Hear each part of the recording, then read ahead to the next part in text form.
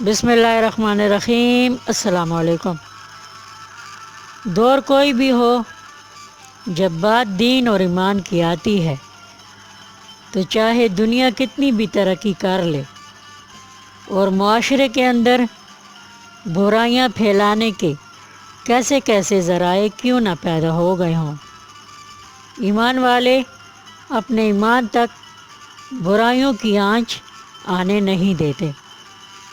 ہر دور اس دور کے رہنے والوں کے لیے نیا دور ہی ہوتا ہے۔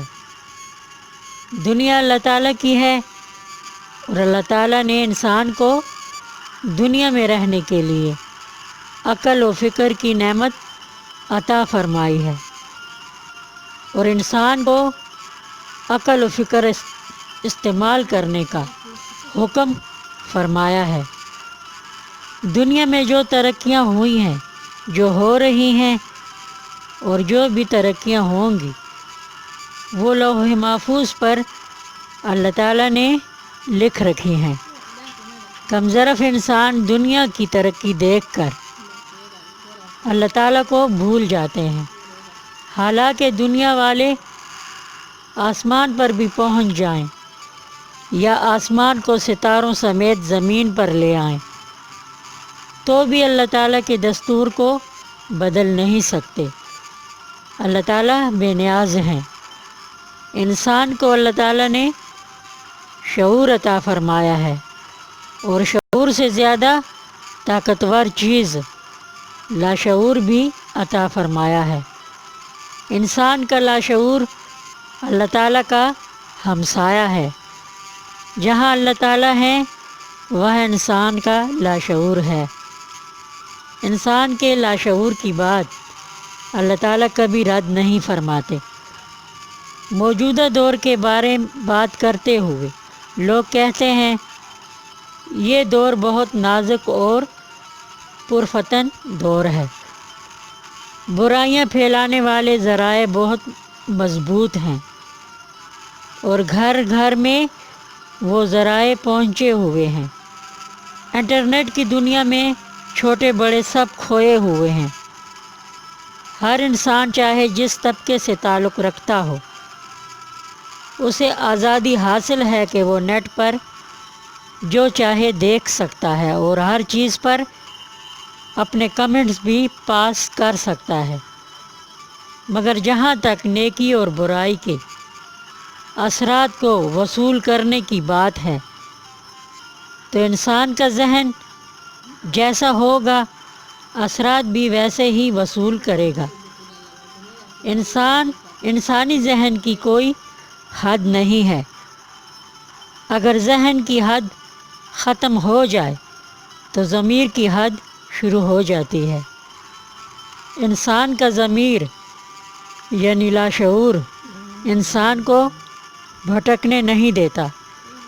اگر انسان بھٹک بھی جائے تو اسے سکون تبھی ملتا ہے جب وہ سیدھے راستے پر آ جاتا ہے۔ اس لیے پرفتن اور نازک دور میں پھیلی ہوئی برائیوں سے انسان کو ڈرنا نہیں چاہیے۔ خاص کر مسلمان مومن کو تو خوف کھانے کی ضرورت ہی نہیں ہے۔ نیٹ پر رنگا رنگ مولوی اور مولانا موجود ہیں جو اپنی اپنی باتوں میں مصروف ہیں۔ جن کو جو اچھا محسوس ہوتا ہے وہ بولتے ہیں، اور سننے والوں کے دل پر جو بات لگتی ہے اسے سراہتے ہیں، مگر لوگ وہی کرتے ہیں جو ان کو اچھا لگتا ہے۔ کوئی خود بھٹکنا چاہے تو اسے کوئی راستے پر لا نہیں سکتا، اور کوئی نیکی پر آ جائے تو کوئی بھی اسے سیدھے راستے سے بھٹکا نہیں سکتا۔ سونا گندگی کی ڈھیر میں سالوں پڑا رہے تو بھی وہ چمکتا ہے، اور لوہا پاک و صاف جگہ میں بھی ہو تو زنگالود ہو جاتا ہے۔ ایمان والوں کو کوئی نیکی کرنے سے روک نہیں سکتا، ایمان والے اپنے دل کی حفاظت کرنا جانتے ہیں۔ جہاں پر جس جگہ پر ان کا دل بے چینی اور بے سکونی محسوس کرتا ہے، وہاں سے اس جگہ سے ایمان والے دور بھاگتے ہیں۔ کوئی بھی چیز بذات خود بری یا اچھی نہیں ہوتی، معنی پہنانے والے کا ذہن جیسا ہوگا ویسا ہی وہ اثر لے گا۔ برا سوچنے والے لوگ نیکی کی باتوں میں بھی برائی تلاش کر لیتے ہیں۔ ایسے لوگوں کے دل و دماغ میں مرض ہوتا ہے، اور یہ مرض بھی کبھی بھی دور ہو سکتا ہے۔ اس لیے یہ نہ سمجھنا چاہیے کہ برے لوگ ہمیشہ ہی برے رہیں گے۔ برے لوگوں کو بھی اللہ تعالیٰ ان کی کسی نہ کسی ادا کی وجہ سے سیدھے راستے پر لے آتے ہیں، اور اچھے لوگوں کے ضمیر روشن ہوتے ہیں، ان کے لاشعور زندہ ہوتے ہیں۔